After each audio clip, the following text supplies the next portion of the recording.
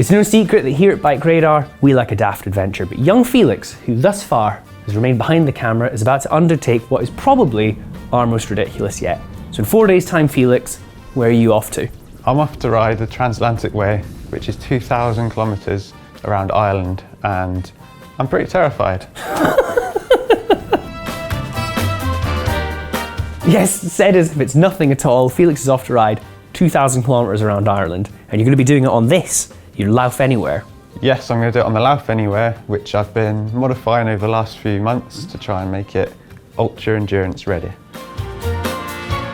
So what have you done, kind of talking through the bike? The Anywhere is more kind of Lauf's do-all gravel bike. What have you done to make it perfect for your adventure? I've done quite a bit to it, as you might have guessed. Gearing is going to be a really, really important thing to get right.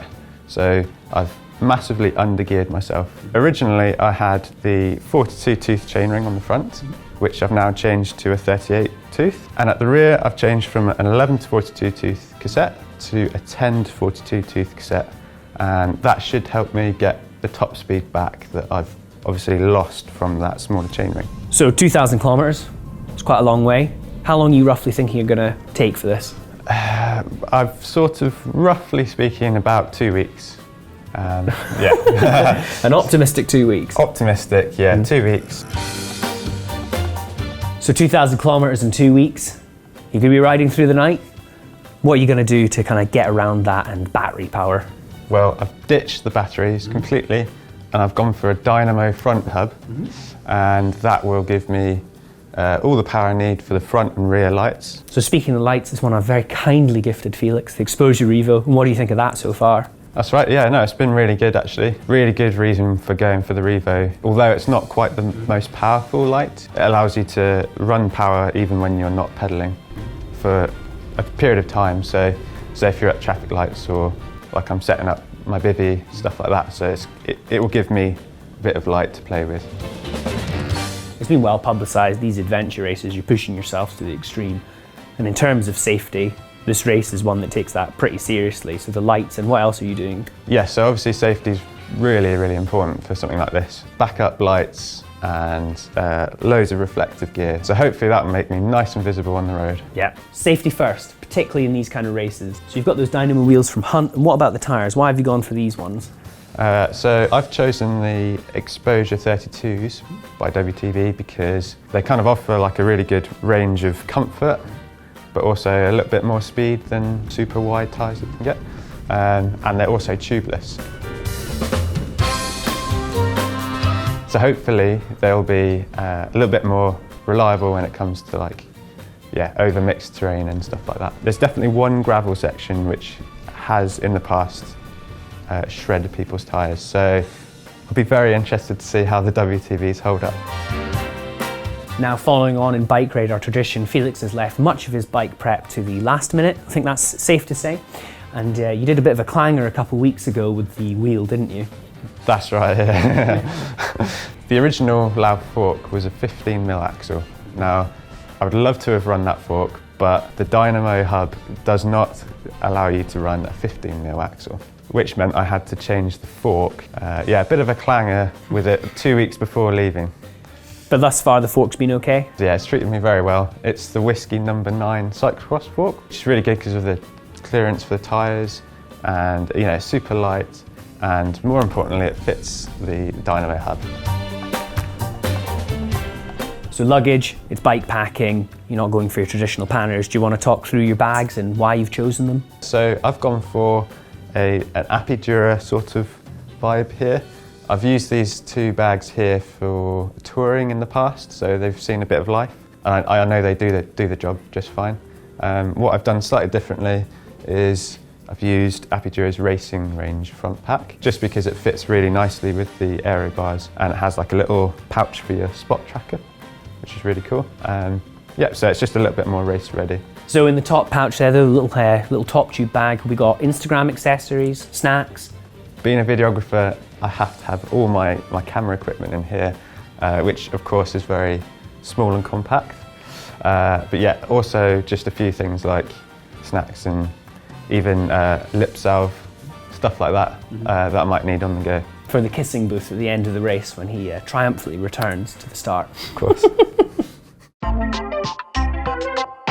Looking at your cockpit as well, we've got those chunky tyres for a bit of comfort, but I also noticed you've done something with the tape as well. Obviously my hands are going to be one of the things, just one of many things that are going to get quite destroyed over the distance. So yeah, I've opted for Lizard Skin's DSP, which is their Duro soft polymer bar tape, which is super thick, I think it's 3.2mm thick, but I've also put in a little bit of gel underneath to create some more comfort, basically. Yeah, that's great. And the extensions as well, they kind of go for that reason as well. It's not really about aero, is it? It's more for fit. Yeah, that's right, yeah. They kind of look like you're going super aero, but really it just puts your body in a different position. Yeah, sort of relieves some of the aches and pains that you get from just being in the one or two positions that you get on a normal road bike.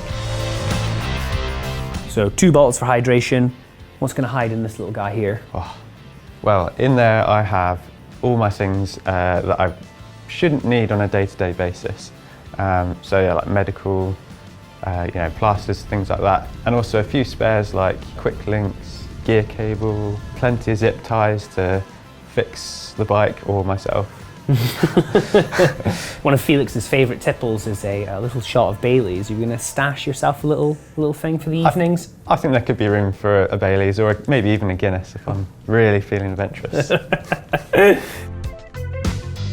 So on a flashy high-end bike, I can't help but notice that pretty, low-rent WTB saddle. Why have you gone for that? I've been running that saddle for years now, and yeah, I've done quite a lot of touring on it. Seems to fit me really well, so yeah.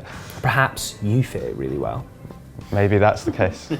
Just briefly, actually, going back to the gearing, someone I'm sure will wonder, why did you go for 1x? The bike is, can run 2x. Why did you go for that in the end? 1x for the road, yeah, quite contentious, I suppose. There's plenty of hills, obviously loaded right up. I need to get those gears as low as I can. So there's no real need for extra top speed, so that the big ring isn't really needed. It's a simple question, but how are you going to navigate? So I've got a Wahoo Element GPS, and I've chosen that one because it's a nice big screen, it's black and white, so even if it's sunny, it's quite easy to read the screen. Super long battery life, and yeah, it's really easy to sync up rides if I need to rejig a route. It's a little bit of an older unit. You have access to the best tech on the web, but you've kind of gone for something a bit more proven, which I think is quite interesting. Yeah, that's right, yeah. Like I've been running it for a while now and I know it works, so I think that's the most important thing, isn't it? If you know it works, then stick with it. So that's the kind of bike out of the way, but how about you? What have you done to prepare for this? Your physical self? Well, I've done some stupid rides, like a whole overnight ride down to Cornwall, which was interesting. Mm-hmm. Yeah, I've done a mixture of long rides, but also a lot of short rides as well, just to try and get my base fitness a bit higher. So that one to Cornwall, do you want to say a bit more about that? Because we were all very concerned for your well-being when you went off. Yeah, I chose to ride through the night because a lot of the riding I'll be doing out in Ireland will be potentially at night. So getting used to riding with the lights, or lack of it. Yeah, like things like resupply. Obviously shops aren't going to be open all hours.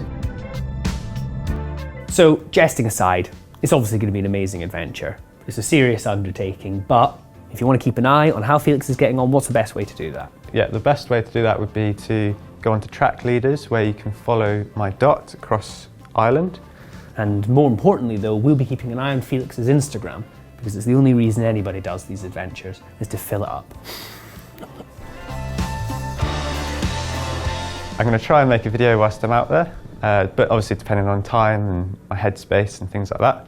If you've got any questions about the bike setup, or if you think I'm an idiot, that'd be really good to know. And in the meantime, don't forget to like and subscribe. Bye!